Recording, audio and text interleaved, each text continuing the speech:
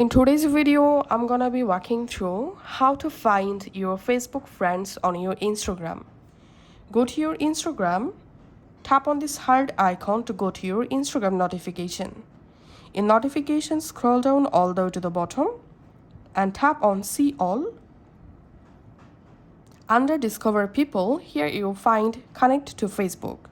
Just tap on connect and then here you get your Facebook account. If you want to sync your Facebook friends from this account, just tap on continue. And if you have a different Facebook account, just tap on not you and just select the exact Facebook account to sync. So I'm selecting my current account and tapping on continue, tapping on allow and finish adding. And once you successfully connected your Facebook with your Instagram, here you get your all Facebook friends Instagram account who are currently using Instagram. So that's how you can actually find your Facebook friends Instagram account on your Instagram.